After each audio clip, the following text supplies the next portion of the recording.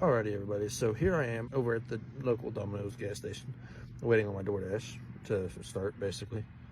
I think I start in the next 10 minutes, so I'm going to try to read this relatively quickly. But at the same time, I want to make sure that all the new Christians know what today is. Today is Good Friday. This is the day that Jesus was put on the cross.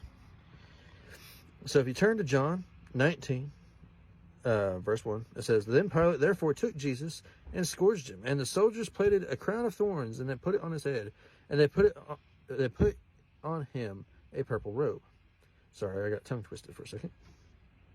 And he said, Hail, King of the Jews! And they smote him with their hands. Pilate therefore went forth again, and saith unto them, Behold, I bring him forth to you, that ye may know that I find no fault in him. Then came Jesus forth, wearing the crown of thorns and the purple robe. And Pilate said unto them, Behold the man.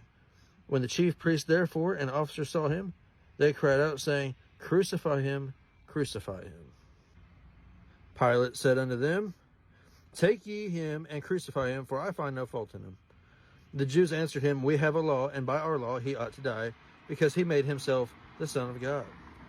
When Pilate therefore heard that saying, he was the more afraid, and went again into the judgment hall, and saith unto Jesus, Whence art thou? But Jesus gave him no answer. Then saith Pilate unto him, Speakest thou not unto me? Knowest thou not that I have power to crucify thee, and have power to release thee? And Jesus answered, Thou couldn't have no power at all against me, except if it were given thee from above. Therefore, he that delivereth me unto thee hath the greater sin. And from thenceforth Pilate sought to release him, but the Jews cried out, saying, If thou let this man go, thou art not Caesar's friend. Whosoever maketh himself a king speaketh against Caesar. When Pilate therefore heard that saying, he brought Jesus forth, and sat down in the judgment seat in a place that is called the Pavement, but in Hebrew, Gabbatha? I can never pronounce that. And it was preparation of the Passover. And about the 6th hour, he said unto the Jews, Behold your king. But they cried out, away with him, crucify him. Pilate saith unto them, Shall I crucify your king? The chief priests answered, We have no king but Caesar. Then delivered him, therefore, unto them to be crucified. And they took Jesus and led him away, and bearing his cross, I cannot talk today, and bearing his cross, went forth into a place called the place of a skull, which is called in Hebrew Golgotha, where they crucified him, and 2 other with him, one on either side, and Jesus in the midst. And Pilate wrote a letter and put it on the cross. Wrote a title and put it on the cross. And the writing was, Jesus of Nazareth, the King of the Jews. Now, this might have upset a few of the Jews, but, it is what it is. Then said the chief priests of the Jews to Pilate, Write not the King of Jews, but that he said, I am the King of Jews. And Pilate answered, What I have written, I have written. That probably really made the chief priest mad, right? Then the soldiers, when they had crucified Jesus, took his garments and made 4 parts, to every soldier a part, and also his coat. Now the coat was without seam, woven from the top throughout. They said therefore among themselves, Let us not rend it, but cast lots for it, who it shall be, that the scripture might be fulfilled, which saith, They parted my remnant among them, and for the vesture they did cast lots. These things therefore the soldiers did. Now there stood by the cross Jesus, his mother, his mother's sister, Mary the wife of Cleophas, and Mary Magdalene. When Jesus therefore saw his mother, and the disciple standing by, whom he loved, he saith unto his mother, Woman, behold thy son. Then saith he to his disciple, Behold thy mother. And for that hour the disciple took her unto his own home.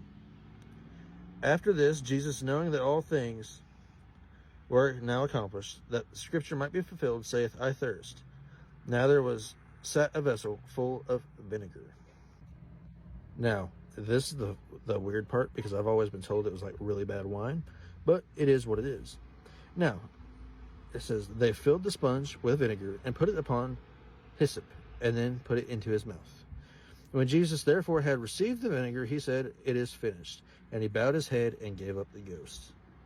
Now that should send chills down your spine. The Jews, therefore, because it was the preparation that the body should not be remain upon the cross on the Sabbath day, for that Sabbath day was on a high day, besought Pilate that their legs might be broken and that they might be taken away. Then came the soldiers and brake the legs of the first and of the other one, which was crucified with him. But when they came to Jesus and saw that he was dead already, they brake not his legs, but one of the soldiers pierced his side. Now, pierced his side, that's a prophecy in the Old Testament. I want to say it's a prophecy in the book of Zechariah, if I'm not mistaken. I'd have to double back on that later on. Circle back on that, rather. But one of the soldiers with a spear pierced his side, and forthwith came there out blood and water. He saw that it bare record, and his record is true, and he knoweth that he saith true, that ye might believe. For these things were done, but that the scripture should be fulfilled. A bone shall not be broken. And again, another scripture saith, they shall look upon him who they pierced. And after Joseph of Arimathea, I can never pronounce that name, being a disciple of Jesus, but secretly for fear of the Jews, besought Pilate that he might take away the body of Jesus, and Pilate gave him leave.